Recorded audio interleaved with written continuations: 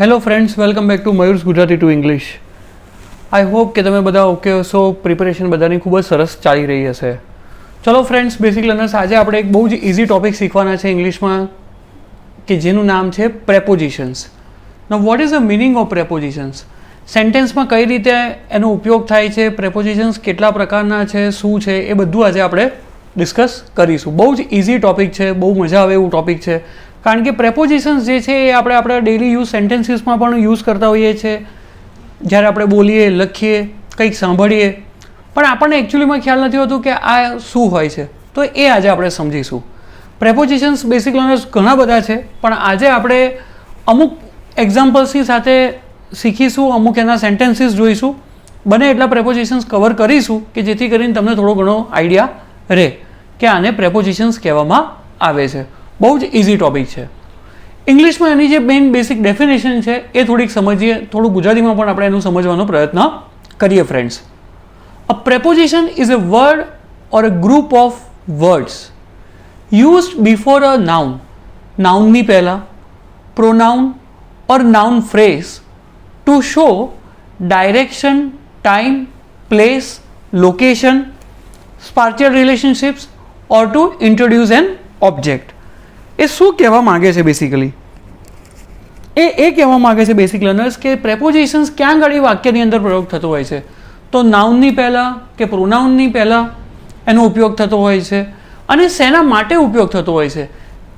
Two show direction, દિશા આપણને બતાવવા માટે, સમય સૂચવવા માટે, કોઈ જગ્યા બતાવવા માટે, કોઈ લોકેશન બતાવવા માટે, સ્પાર્શિયલ રિલેશનશિપ્સ એટલે અવકાશી સંબંધો, ઓર ટુ ઇન્ટ્રોડ્યુસ એન ઓબ્જેક્ટ અથવા કોઈ વસ્તુ બતાવવા માટે સેન્ટેન્સની અંદર પ્રેપોઝિશન્સનો ઉપયોગ થતો હોય છે.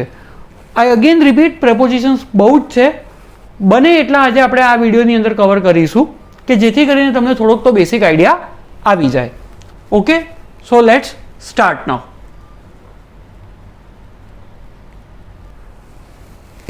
બેસિક લર્નર્સ, આ જે સામે તમારી સામે સ્ક્રીનની અંદર જે વર્ડ્સ લખ્યા છે they R basically a prepositions કે આ સેન્ટેન્સની અંદર વપરાતા હોય છે. તો તમને રેકોગ્નાઇઝ કરવાનું કોઈ દિવસ પૂછવામાં આવે કે આ શબ્દ શું છે, તો તમે તરત એને કહી શકો કે ભાઈ this is known as a preposition in English, કે આ પર્ટિક્યુલરલી વસ્તુ કે સમય કે સૂચવતું આ શબ્દ દ્વારા આપણને ખ્યાલ આવતો હોય છે.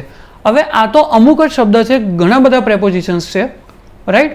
ચલો થોડાક આપણે આજે આ વર્ડ્સ જોઈએ કે જેમ કે ફ્રોમ છે, ઓફ છે, get off, take off, via, throughout, around, till, until.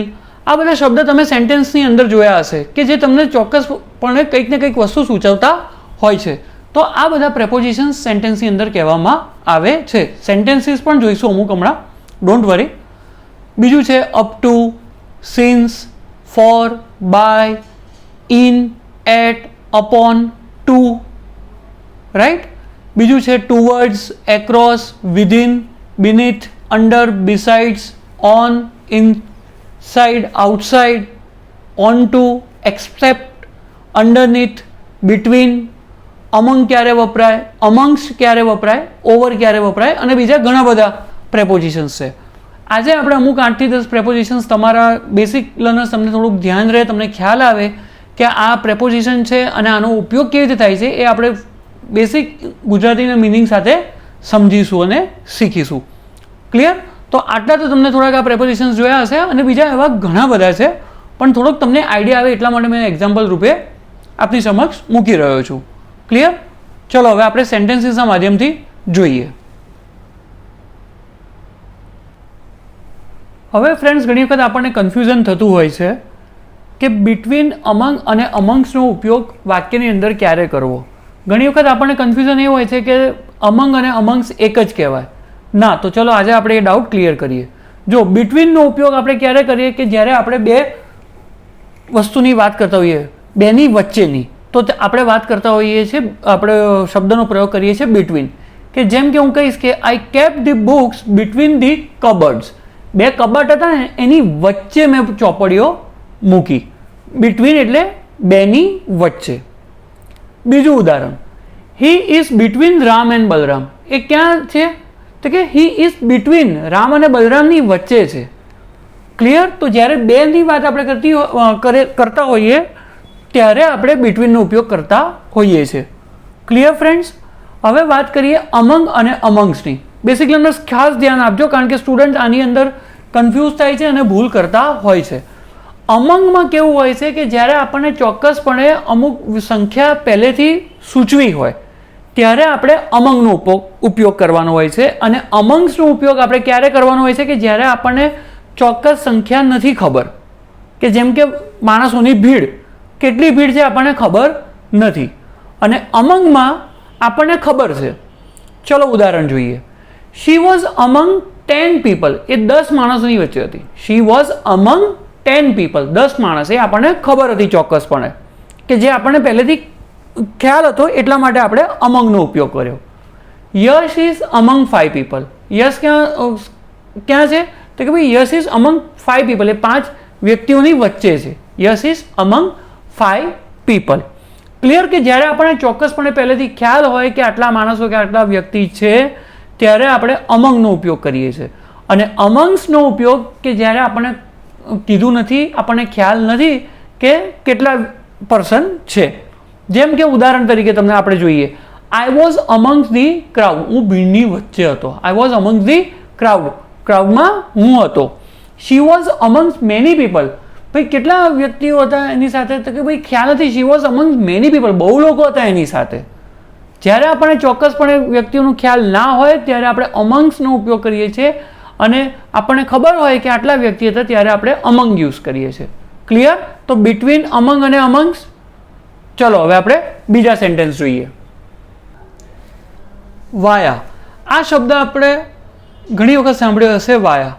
હવે આપણે ઘણી વખત એમ બોલતા હોઈએ કે વાયા વાયા આપણે તો ખબર પડી. આપણે ગુજરાતીમાં નોર્મલ વાત કરતા હોઈએ તો ઘણી વખત એવું કહેતા ભાઈ મને તો આ વાયા વાયા ખબર પડી છે. એટલે આપણે એમ કહીએ કે ભાઈ ડાયરેક્ટલી નહીં, પણ એના થકી. ક્લિયર?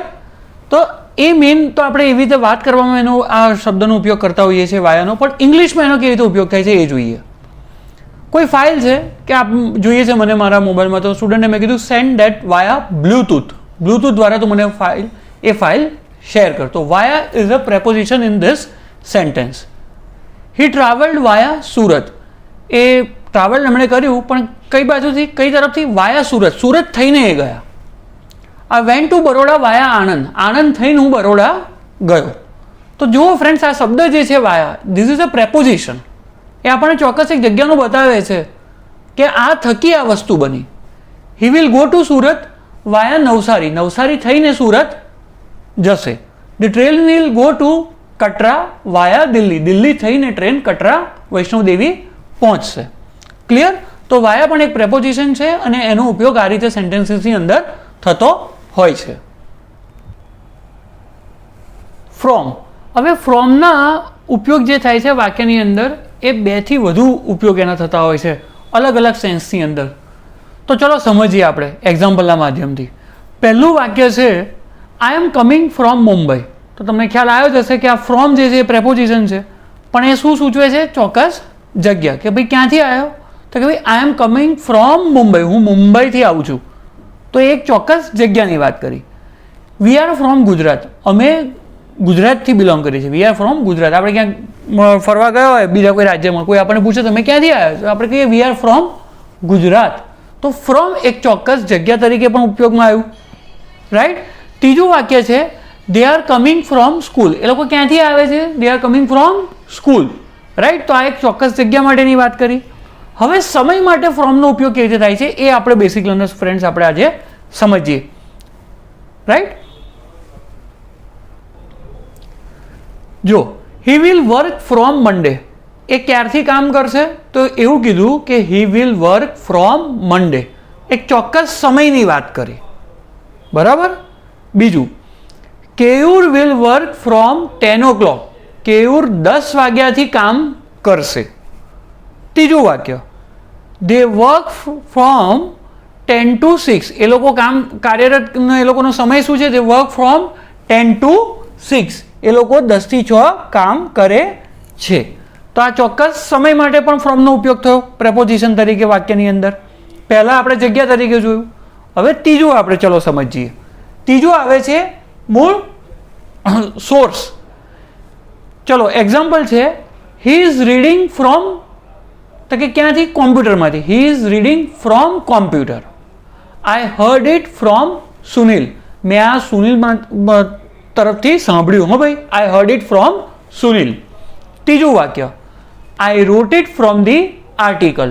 મેં ક્યાંથી લખ્યું? તો કે I wrote it from the article. એક આર્ટિકલ હતું ને ન્યૂઝપેપરમાં સરસ, મેં એમાંથી લખ્યું. તો બેસિક લર્નર્સ, તમે જોયું હશે કે ફ્રોમ જે પ્રેપોઝિશન છે એના 3 અલગ અલગ રીતે ઉપયોગ થયા.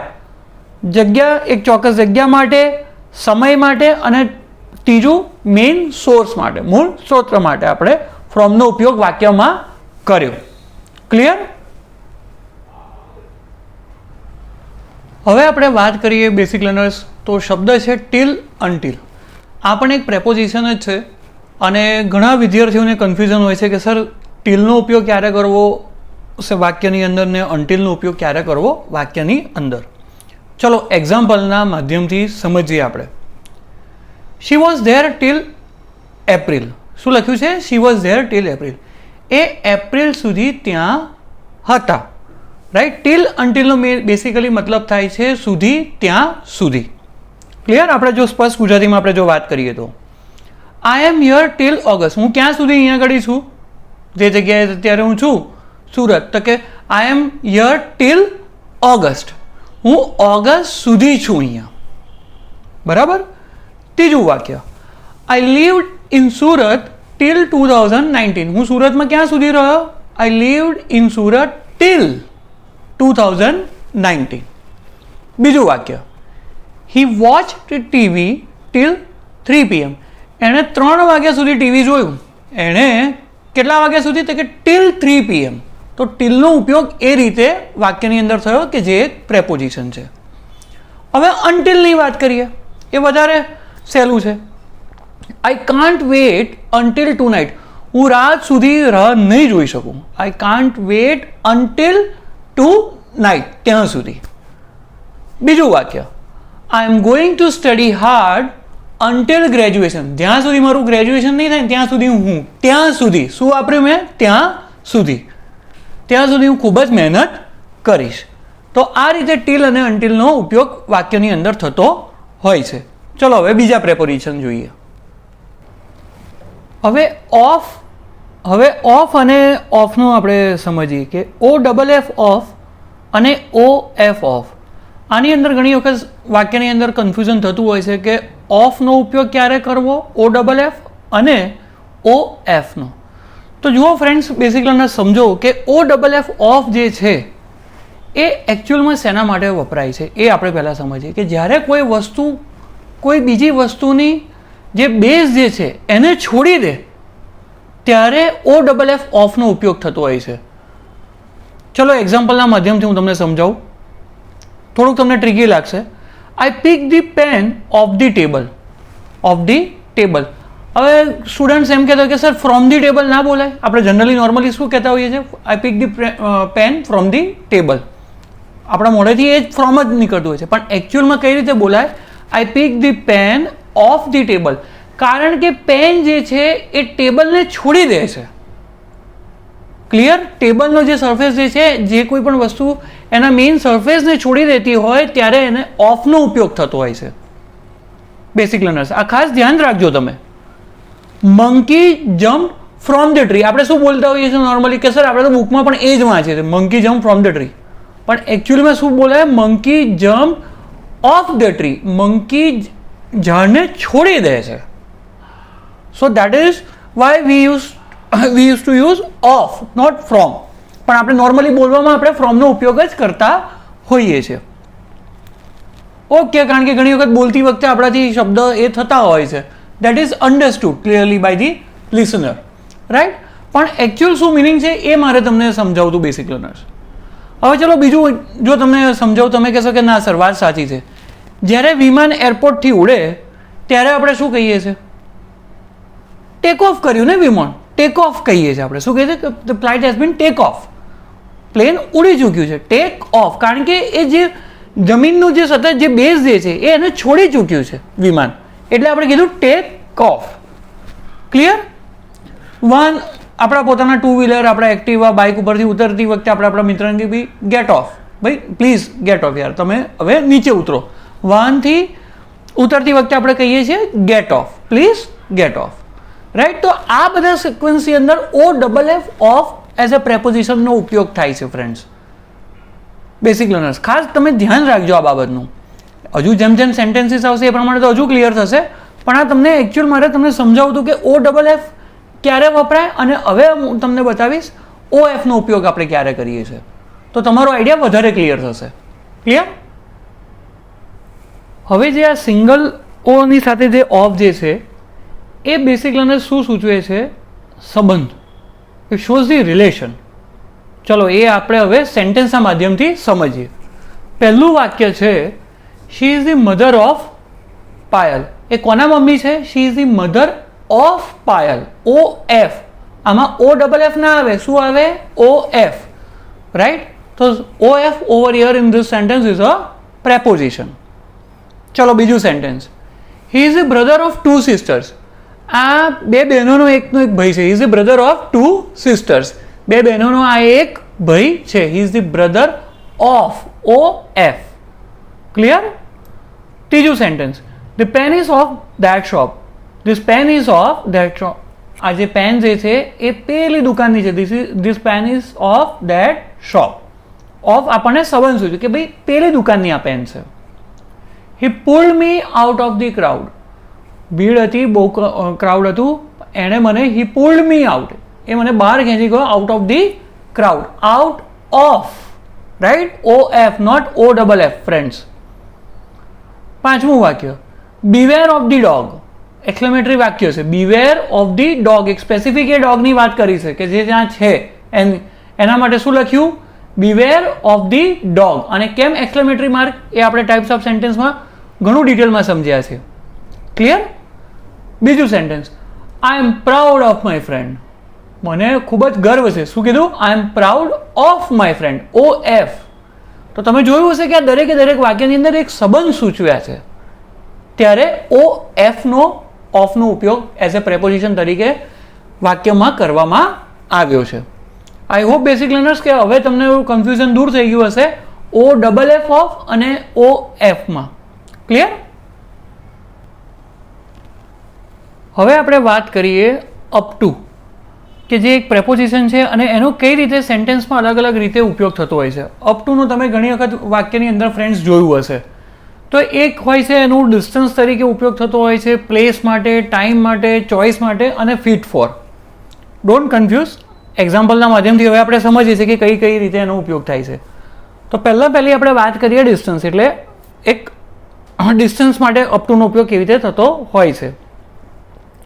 આઈ walk up to 2 kilometres daily. શું કીધું? આઈ વોક અપ ટુ, હું રોજે 2 કિલોમીટર રોજે ચાલુ છું. આઈ વોક અપ ટુ એટલે હું 2 કિલોમીટર સુધી રોજે ચાલું છું ડેલી. એક ડિસ્ટન્સ બતાવ્યું. શું બતાવ્યું?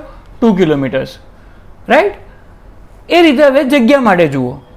હી went up to Surat.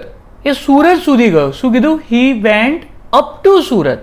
Right. તો up to is a preposition in the sentence અને આ વાક્યમાં એક ચોક્કસ આપણને જગ્યા સૂચવી. ત્રીજું સમય તરીકે, તો એ આપણે જોઈએ. He watch movie up to 3 AM. રાતના 3 વાગ્યા સુધી એણે પિક્ચર જોયું. તો આ એક સમય સૂચવતો વાક્યમાં બતાવ્યું અપ ટુનો ઉપયોગ. બીજું છે ચોઇસ. આપણે કોઈને કહીએ કે ભાઈ it's up to you, it's all up to you. આપણે નથી કહેતા કે ભાઈ હવે બધું તારા પર છે. ઇટ્સ અપ ટુ યુ, કે તારે શું કરવું. એક્ઝામ આવે છે, મહેનત કરવી છે નથી કરવી. આપણે સ્ટુડન્ટ્સને ઘણી વખત અમે કહેતા હોઈએ છીએ કે ભાઈ it's all up to you. જો સારા માર્ક્સ લાવવા હશે તો મહેનત ખૂબ કરવી પડશે. તો it's all up to you કે it's up to you. Right. તો આ એક ચોઇસ આપણે એને આપી, તો એમાં આપણે અપ ટુ આ પ્રેપોઝિશનનો ઉપયોગ કર્યો. અને બીજું છે ફિટ ફોર. હવે આ ફિટ ફોરમાં કઈ રીતે એનો ઉપયોગ થાય છે એ આપણે સમજીએ. તો લખ્યું છે his performance is not up to the mark. જ્યારે કોઈ પણ આપણે જોબ કરતા હોય અને અપ્રેઝલનો પીરિયડ આવતો હોય, નોકરીની અંદર નોર્મલી હોય છે, બેસિક લર્નર્સ આ તમને એક નોલેજ માટે પણ કહું છું.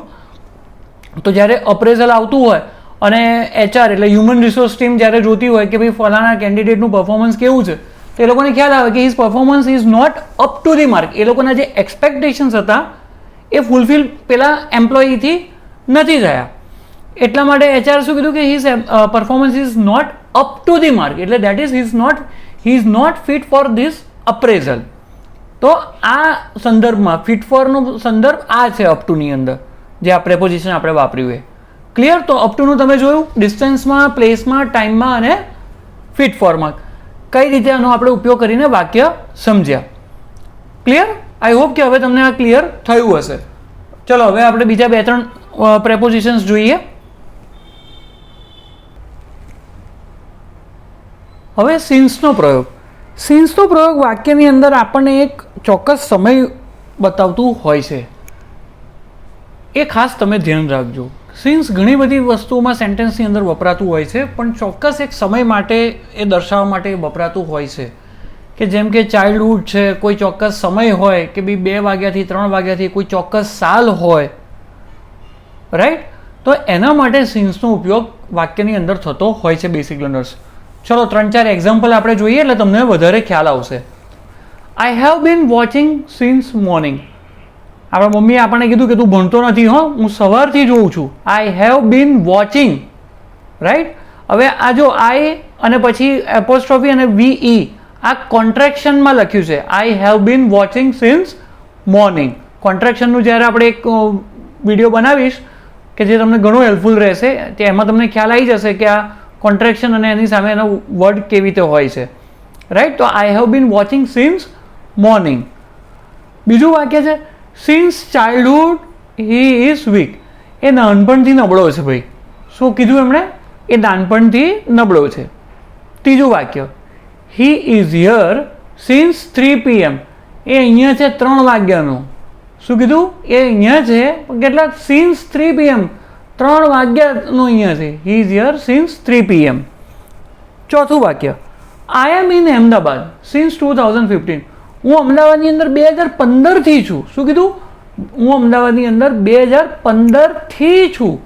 તો આ જે વસ્તુને ઇંગ્લિશમાં મારે લખવી હતી, મેં શું લખ્યું? I am in Ahmedabad since, મેં બતાવ્યું, પોઈન્ટ ઓફ ટાઈમ બતાવ્યું, સિન્સ 2015. બીજું વાક્ય I was noticing this problem. I was noticing this problem since yesterday.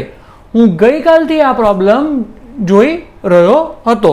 I was noticing this problem since yesterday, right? તો સિન્સ એ પ્રેપોઝિશન છે કે જે આપણને સમય સૂચવે છે, પોઈન્ટ ઓફ ટાઈમ, ડ્યુરેશન આપણને બતાવે છે.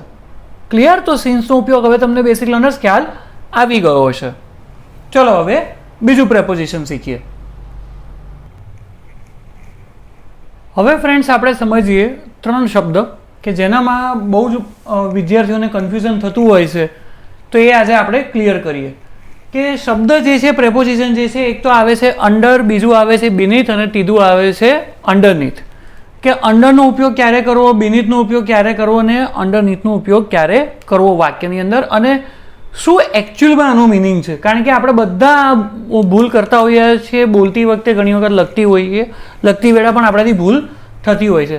તો ચલો થોડુંક સમજીએ, શીખીએ અને કંઈક આપણે આપણી જાતે ઇમ્પ્રૂવ તો કરીએ. ચલો પહેલું છે અંડર.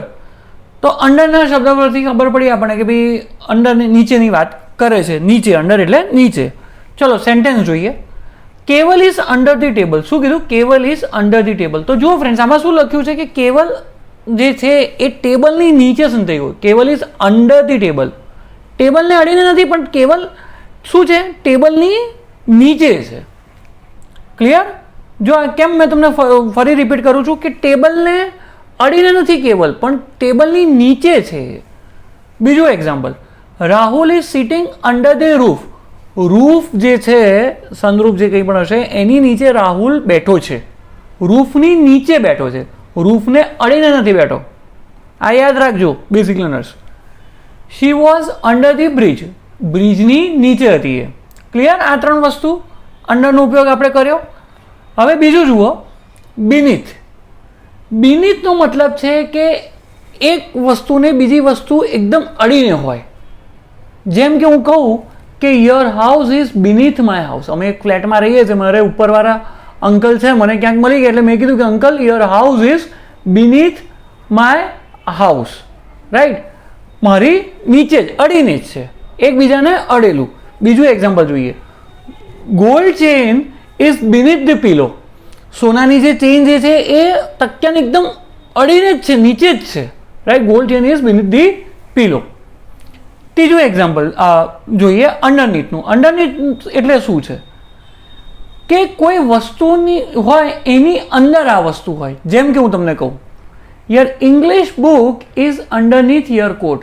ભાઈ તું જે ઇંગ્લિશની બુક, જે પાઠ્યપુસ્તક તું જે શોધે છે દેટ ઇઝ અંડરનીથ યોર કોટ. એટલે તું જે કોટ જે પહેરે છે ને એની અંદર જ છે આ, અંડરનીથ. રાઈટ. બીજું example, envelope is underneath the book. આ જે એન્વલપ જે છે એ બુકની અંદર, આપણે ખબર છે ઘણી વખત આપણને આદત હોય કે આપણી જે બુક હોય ને એમાં કોઈક ઇમ્પોર્ટન્ટ કાગળ છે કે કોઈક અગત્યનું કોઈક લખાણ કે કંઈક હોય ને આપણે વાળીને બુકની અંદર મૂકી દેતા હોઈએ, તો એને શું કહેવાય? અંડરનીથ કહેવાય. Envelope is underneath the book or the letter is underneath the book. તો ફ્રેન્ડ્સ, તમે જોયું હશે કે અંડર એટલે નીચે, બીનીથ એટલે એક વસ્તુથી બીજી વસ્તુ એકદમ અડેલી હોય, કે જેમ કે મેં કીધું કે your house is beneath my house. મને જે ઓલા અંકલ મળે મેં કીધું કે તમારું ઘર જે છે મારી ઘરની નીચે છે, બીનીથ અડીને. અને અંડરનીથ એટલે કોઈ વસ્તુની અંદર. રાઈટ. એટલે ઘણી વખત, કારણ કે સ્ટુડન્ટ્સને આમાં કન્ફ્યુઝન થતું હોય છે કે સર અંડર, બીનીથ અને અંડરનીથનો ક્યારે ઉપયોગ કરવો. સો ફ્રેન્ડ્સ, મને આજે જેટલા બને આપણે પ્રેપોઝિશન્સ જોયા, જે ઇમ્પોર્ટન્ટ હતા. ઘણા બધા પ્રેપોઝિશન્સ છે, પણ આ તો તમને એક આઈડિયા આપવા માટે મેં આજે તમને એક્ઝામ્પલ દ્વારા સમજાવ્યા. બેસિક લર્નર્સ ખાસ ધ્યાન આપજો, જેટલું બને એટલા પોતાની જાતે અમુક એક્ઝામ્પલ્સ બનાવજો. રાઈટ. તો એમ કરીને તમારામાં એક રાઇટિંગ એબિલિટી, એક કોન્ફિડન્સ લેવલ આવશે. Last but not the least, જે હંમેશા હું કહું છું, પ્રેક્ટિસ કરતા રહેજો. જ્યારે પણ સમય મળે રોજે 15-20 મિનિટ કરતા રહો, તો જ ઇંગ્લિશ સુધરશે અને સરસ આ રીતે તમે બોલી શકશો, લખી શકશો, વાંચી શકશો. અને કંઈક સાંભળશો એડવાન્સ સ્પીકરનું કે કોઈ નેટિવ ઇંગ્લિશ સ્પીકરનું, તમે ધારો કે કોઈ સાંભળશો કોઈ સારા વાક્યોને, તો તમને તરત ખ્યાલ આવશે કે સામેવાળું શું કહેવા માગે છે. ડેલી પ્રેક્ટિસ કરશો તો જ એક લેવલ સુધી પહોંચાશે ફ્રેન્ડ્સ. આઈ હોપ કે જો તમને વિડીયો ગમ્યો હોય તો પ્લીઝ લાઇક કરજો, શેર કરજો અને તમારા ફ્રેન્ડ સર્કલમાં આ વિડીયોને સબસ્ક્રાઈબ કરાવજો, તો એ લોકો પણ કંઈક નવી વસ્તુ સરસ સારી શીખી શકે. આશા રાખું છું કે આ પ્રેપોઝિશનનો વિડીયો તમને ઘણો હેલ્પફુલ રહેશે અને તમને ગમ્યો પણ હશે.